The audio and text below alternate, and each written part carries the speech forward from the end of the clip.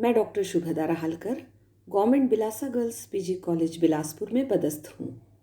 आज मैं BSc final zoology paper 2 unit 4 के चैप्टर 2 में रिकॉम्बिनेंट डीएनए टेक्नोलॉजी के अंतर्गत ट्रांसफॉर्म्ड सेल की स्क्रीनिंग कैसे की जाती है यह बताऊंगी। स्टूडेंट्स, इसके पहले हम recombinant DNA technology, vectors, plasmid vector एवं बैक्टीरियोफेज एवं अन्य वेक्टर्स के बारे में पढ़ चुके हैं।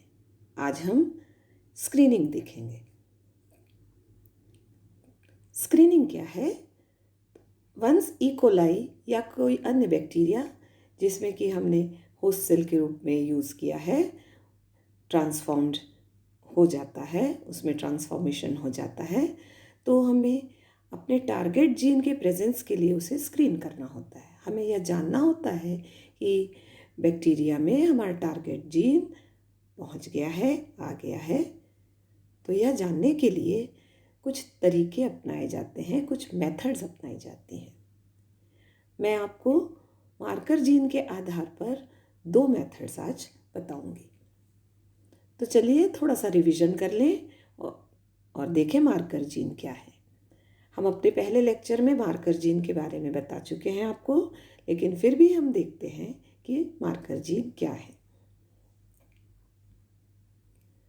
मार्कर जीन वे विशिष्ट जीन होते हैं जिनमें कि रिस्ट्रिक्शन एंडोन्यूक्लियस एंजाइम की साइट्स होती हैं और इन रिस्ट्रिक्शन एंडोन्यूक्लियस एंजाइम्स की सहायता से हम उन मार्कर जीन में विशिष्ट स्थानों पर कट लगाते हैं।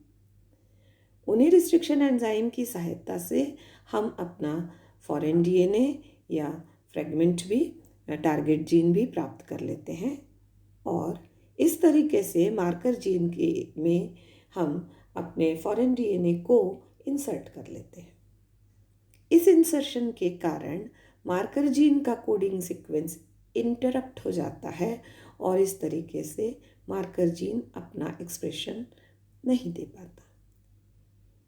इस क्रिया को हम इंसर्शनल इनएक्टिवेशन ऑफ जीन कहते हैं और इस इंसर्शनल इनएक्टिवेशन ऑफ जीन के कारण उसकी जो एक्सप्रेशन हमें प्राप्त नहीं होता है, उसके आधार पर हम यह आइडेंटिफाई कर लेते हैं कि हमारे प्लाज्मिड में फॉरेन जीन इंसर्ट हुआ है और वह फॉरेन जीन या वह प्लाज्मिड ट्रांसफॉर्म्ड सेल में आ गया है या नहीं आया है। तो आइए स्क्रीनिंग का पहला तरीका देखें। जब हमने वेक्टर आपको बताया था तब हमने PBR 322 को डिटेल में बताया है। आप सभी जानते हैं कि PBR 322 में 2 एंटीबायोटिक रेजिस्टेंट जीन पाए जाते हैं। ये एंटीबायोटिक रेजिस्टेंट जीन हम देखते हैं कि पहला है एम्पिसिलिन रेजिस्टेंट और दूसरा है टेट्रासाइक्लिन रेजिस्टेंट जीन। तो इस तरह से एम्पिसिलिन रेजिस्टेंट जीन और टेट्रासाइक्लिन रेजिस्टेंट जीन, ये दोनों जीन PBR 322 में पाए जाते हैं। हम अपना फॉरेन जीन जो है वह टेट्रासाइक्लिन रेजिस्टेंट एरिया में इंसर्ट करते हैं। इस उदाहरण में हमने ऐसा किया है। इंसर्शन के पश्चात हम इस क्रिया में हम क्या पहले करते हैं कि प्लाज्मिड डीएनए को रिस्ट्रिक्शन एंडोन्यूक्लियस एंजाइम से कट लगाकर उसका हम लीनियर फॉर्म प्राप्त कर लेते हैं और उसी तरह से अपने फॉरेन डीएनए को भी उसी रिस्ट्रिक्शन एंडोन्यूक्लियस एंजाइम से कट लगाकर हम टारगेट पोर्शन प्राप्त कर लेते हैं। इन दोनों को हम अनील करते हैं। अनीलिंग के दौरान यह आवश्यक नहीं कि प्रत्येक टारगेट जीन प्रत्येक प्लाज्मिड के साथ इनकॉर्पोरेट हो जाए। तो हम देखते हैं कि 2 स्थितियां बनती हैं। एक, टारगेट जीन प्लाज्मिड में इनकॉर्पोरेट हो गया और दूसरा, टारगेट जीन प्लाज्मिड में इनकॉर्पोरेट नहीं हुआ। इस वजह से जो कोहेसिव एंड थे प्लाज्मिड के, लीनियर प्लाज्मिड के, वो आपस में जुड़कर पुनः प्लाज्मिड वैसे ही बन गया। जब इस मिक्सचर को हम ट्रांसफॉर्म करने के लिए बैक्टीरियल सेल के में इंट्रोड्यूस कराते हैं, तो अब देखिए 3 स्थितियां बन सकती हैं। वे कौन सी 3 स्थितियां होंगी? पहला, जब बैक्टीरियल सेल में किसी भी तरह का प्लाज्मिड एंटर नहीं हुआ है। दूसरी स्थिति बन सकती है कि नॉन रिकॉम्बिनेंट प्लाज्मिड, जिसमें कि हमारा टारगेट जीन इंसर्ट नहीं हुआ है, वह बैक्टीरियल सेल में ट्रांसफ़र हुआ। और तीसरी स्थिति, जब हमारा टारगेट जीन जिस प्लाज्मिड में है वह प्लाज्मिड ई कोलाई में ट्रांसफ़र हुआ। अब इन 3 कॉम्बिनेशन से हमें हमारा ऐसा कॉम्बिनेशन वाले ई कोलाई पता लगाने हैं जिसमें कि टारगेट जीन उपस्थित है और वह ट्रांसफॉर्म्ड हो गया है। इसे एक और तरीके से हम समझें। हम यह जानते हैं कि प्लाज्मिड में PBr322 में 2 एंटीबायोटिक के रेजिस्टेंट जीन है, एम्पिसिलिन रेजिस्टेंट जीन और टेट्रासाइक्लिन रेजिस्टेंट जीन। हम यह देखते हैं कि जब हमारा प्लाज्मिड रिकॉम्बिनेंट DNA उसमें टेट्रासाइक्लिन वाले रीजन में होता है, तो एम्पिसिलिन और टेट्रासाइक्लिन के लिए उनके क्या रिस्पॉन्स रहेगा। तो एम्पिसिलिन इस कंडीशन में एम्पिसिलिन रेजिस्टेंट जीन इंटैक्ट है और वह एम्पिसिलिन के लिए रेजिस्टेंट है, लेकिन टेट्रासाइक्लिन के लिए वह रेजिस्टेंट नहीं रहेगा, यह प्लाज्मिड जो ट्रांसफॉर्म प्लाज्मिड है, क्योंकि टेट्रासाइक्लिन रीजन में जो है वह प्लाज्मिड रीजन में हमारा DNA इंसर्ट हो गया है, इसलिए अब वह टेट्रासाइक्लिन रीजन के लिए रेजिस्टेंट नहीं है। वह प्लाज्मिड जिसमें कि इंसर्ट नहीं हुआ है काइमेरिक DNA, उस प्लाज्मिड में एम्पिसिलिन रीजन और टेट्रासाइक्लिन रीजन दोनों ही क्या हैं? इंटैक्ट हैं। इस वजह से वह ऐसे प्लाज्मिड, ऐसे ई कोलाई जिसमें यह प्लाज्मिड एंटर हुआ है, वह एम्पिसिलिन रेजिस्टेंट भी होगा और टेट्रासाइक्लिन रेजिस्टेंट भी होगा।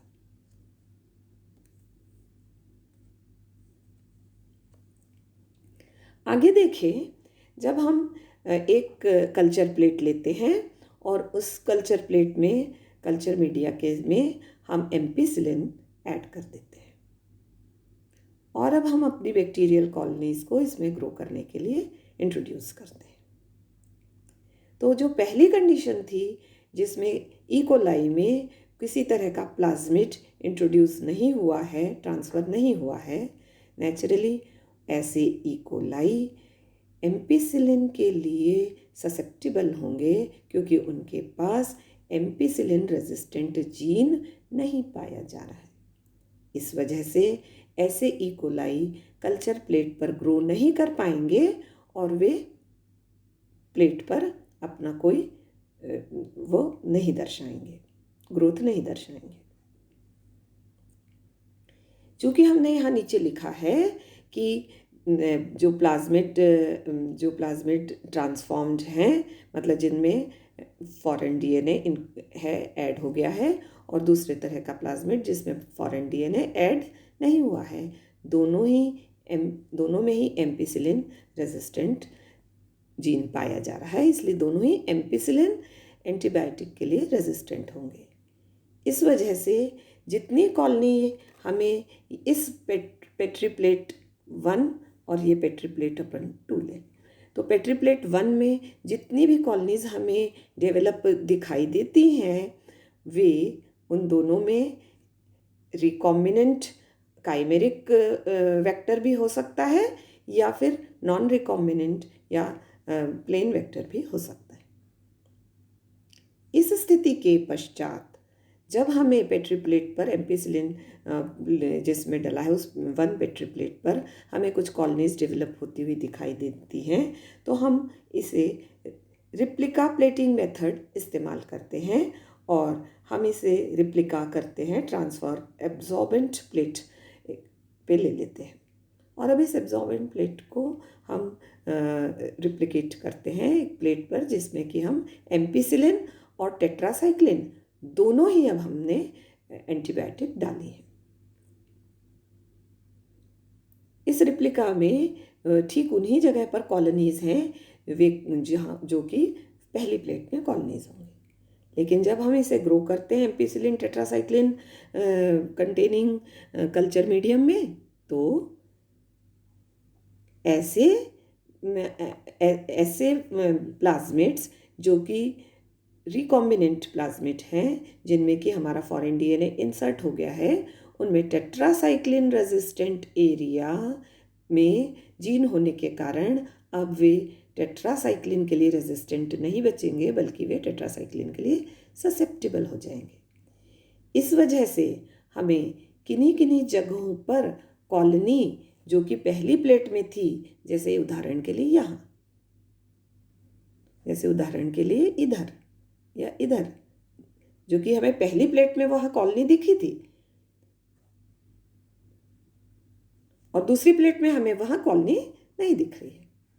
तो कॉलोनीज के नई जहाँ पर वो पहली प्लेट में कॉलोनी थी और दूसरी प्लेट में कॉलोनी नहीं है, वे स्थान को इंगित कर रहे हैं कि यहाँ पर जो कॉलोनी थी वह उसमें हमारा फॉरेन डीएनए था। तो हम जो फर्स्ट प्लेट है उसको और सेकंड प्लेट को मैच करेंगे और जिन स्थानों पर कॉलोनी सेकंड प्लेट में डेवलप नहीं हुई है वो स्थान हैं जहाँ पर कि कॉलोनीज जो है वो रिकॉम्बिनेंट प्लाज्मिड उनमें है। इस तरीके से हम रिकॉम्बिनेंट प्लाज्मिड की पहचान कर लेंगे और इन जगहों पर पाए जाने वाले कॉलोनीज को आइसोलेट कर लेंगे, ग्रो करेंगे और आगे के लिए हम इस्तेमाल करेंगे।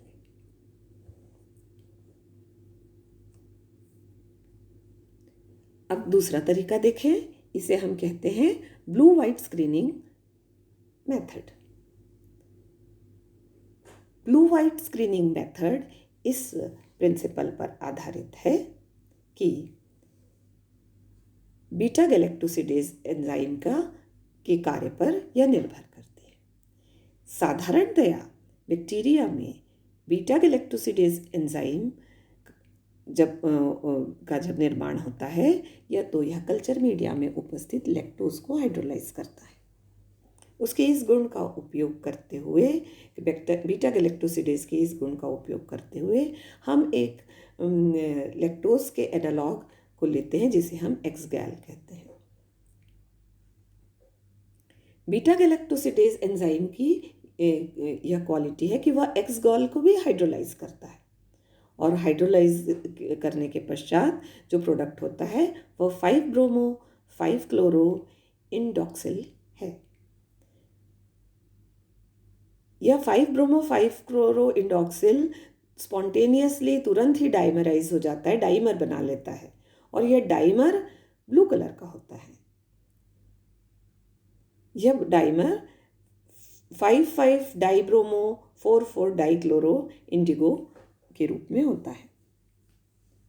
और इस तरह से यदि बीटा गैलेक्टोसिडेज एंजाइम उपस्थित है तो ब्लू कलर की कॉलोनीज डेवलप होती है। तो जो नॉन रिकॉम्बिनेंट होंगे जिनमें कि हमारा टारगेट जीन एंटर नहीं हुआ है, तो वे बीटा गैलेक्टोसिडेज को पूर्ण रूप से बनाएंगे और यह बनाने के वजह से हम सिस्टम में अपने पेट्री डिश में एक्सगैल को डालेंगे तो हमें ब्लू कलर की कॉलोनीज दिखाई देंगी। लेकिन चूंकि हम पिछले पढ़ चुके हैं प्लाज्मिड्स, जब आपको पढ़ाया था तब, कि प्लाज्मिड्स में या कुछ जैसे M13 में फेग में भी हम लेग-Z जीन इंट्रोड्यूस करते हैं और इस लेग-Z जीन में हम मार्कर जीन की तरह इसका उपयोग करते हैं और उसमें हम अपना फॉरेन डीएनए ऐड करते हैं। यहाँ पर आपको यह बता दें कि इस प्रक्रिया को और जटिल रूप से किया जाता है और बीटा गैलेक्टोसिडेज एंजाइम के को 2 पार्ट में बनाया जाता है। अल्फ़ा इसकी जो पेप्टाइड है उसके लिए जो जीन है वह प्लाज्मिड में लेगजेड के रूप में, और दूसरी जो चेन है उसके जो जीन है वह बैक्टीरियल क्रोमोसोम में पाए जाते हैं। कहने का मतलब यह है कि यदि सिर्फ बैक्टीरियल क्रोमोसोम में पाए जाएंगे जीन, वह जो चेन बीटा गैलेक्टोसिडेज की पोस्टीरियर चेन बनाएगा तो वह भी एक्स गेल को हाइड्रोलाइज नहीं करेगा। और यदि प्लाज्मिड ऐसे इकोलाई में ट्रांसफॉर्म हुए या एंटर हुए जिसमें बीटा गैलेक्टोसिडेज एंजाइम का दूसरा पार्ट बनाने वाला जीन नहीं है, तो भी कंप्लीट बीटा गैलेक्टोसिडेज एंजाइम का फॉर्मेशन नहीं हो पाएगा। कहने का मतलब यह है हमें ई कोलाई का ऐसा स्ट्रेन भी चाहिए जिसमें कि बीटा गैलेक्टोसिडेज एंजाइम की बीटा चेन बनती हो, और ऐसा प्लाज्मिड भी चाहिए होता है जिसमें कि अल्फा चेन इंटैक्ट हो। जब यह दोनों कॉम्बिनेशन बनता है तभी हम देखते हैं बीटा गैलेक्टोसिडेज एंजाइम पूर्ण रूप से वह बनता है। अब हम इस बात को एक चित्र से समझें, और क्योंकि हम पहले जान चुके हैं, हमने PUC 18 में या फिर M13 फेग में जानते हैं हम कि LEGZ जीन पाया जाता है। आप सब जानते हैं LEGZ जीन में मल्टीपल क्लोनिंग साइट या पॉलीलिंकर रीजन होता है, और इसी पॉलीलिंकर रीजन में हम अपना DNA, फॉरेन DNA इंसर्ट करते हैं। इस प्लाज्मिड को हम ऐसे इकोलाई में ट्रांसफॉर्म करते हैं जिसमें बीटा गैलेक्टोसिडेज एंजाइम की बीटा पेप्टाइड के निर्माण के लिए जीन पाया जाता है। अब जिस तरह से पहले एग्जाम्पल में हमने देखा कि 3 स्थितियां बन सकती हैं, वैसे ही यहाँ पर भी 3 स्थितियां बन सकती हैं। पहला, ऐसा बैक्टीरिया जिसमें कि प्लाज्मिड ट्रांसफ़र नहीं हुआ है। दूसरा, ऐसा बैक्टीरिया जिसमें कि RDNA या काइमेरिक वेक्टर ट्रांसफॉर्म हुआ। और तीसरा, ऐसा बैक्टीरिया जिसमें कि सिंपल प्लाज्मिड जिसमें कि इंसर्ट DNA या फॉरेन DNA इंसर्ट नहीं हुआ है, वह ट्रांसफ़र हुआ। पुनः हम ऐसी पेट्री डिश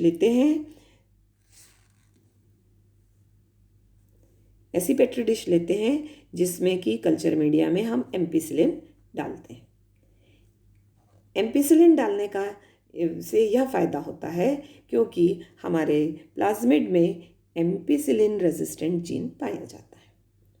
इस वजह से ऐसे इकोलाई जिसमें हम ये प्लाज्मिड, दोनों तरह के प्लाज्मिड जो है, दोनों में से कोई भी प्लाज्मिड यदि ट्रांसफ़र नहीं हुआ है तो वे बैक्टीरिया इस प्लेट पर ग्रो ही नहीं कर पाएंगे, तो उनका कोई इम्प्रेशन प्लेट पर नहीं बनेगा क्योंकि वे ग्रो ही नहीं कर पाएंगे। लेकिन हमें कुछ कॉलोनीज यहाँ पर दिखाई दे रही हैं। ये कॉलोनीज में कुछ कॉलोनीज हमें ब्लू कलर की दिखाई दे रही हैं और कुछ कॉलोनीज जो हैं वह वाइट कलर की दिखाई देती हैं। वे कॉलोनीज जो कि ब्लू कलर की हैं उनमें बीटा गैलेक्टोसिडेज एंजाइम का फॉर्मेशन हुआ है, इसलिए वह एक्स गेल को हाइड्रोलिसिस करता है, और एक्स गेल के हाइड्रोलिसिस के कारण एक्स गेल ब्लू कलर के कंपाउंड में कन्वर्ट होता है और हमें वो कॉलोनीज ब्लू दिखाई दे रही है। अर्थात इनमें हम यह देखते हैं कि इंटैक्ट बीटा गैलेक्टोसिडेज एंजाइम का फॉर्मेशन हुआ है, अर्थात इसमें हमारा इंसर्ट या फॉरेन DNA इंसर्टेड नहीं है। लेकिन जो कॉलोनीज वाइट कलर की हैं उन कॉलोनीज में LEGZ जीन में हमारा फॉरेन DNA इनकॉर्पोरेट हो गया है। इस वजह से LEGZ जीन के इंसर्शनल इनएक्टिवेशन के कारण अल्फा पेप्टाइड का निर्माण नहीं हो पाया, और इस वजह से कॉलोनीज जो ग्रो हो रही हैं ब्लू कलर नहीं दे पाई और वे वाइट कॉलोनीज हैं।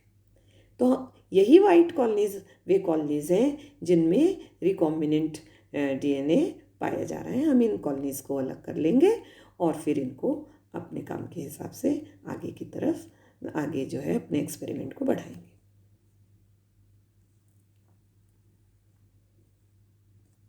तो इस तरह से आज हमने स्क्रीनिंग कैसे की जाती है और इच्छित डीएनए जिन ई कोलाई में है उनको कैसे पहचाना जाता है यह जाना। आज के इस लेक्चर को तैयार करने के लिए मैंने जिन बुक्स का यूज़ किया है उसे मैंने रेफरेंस में दिखाया गया है। Thank you very much.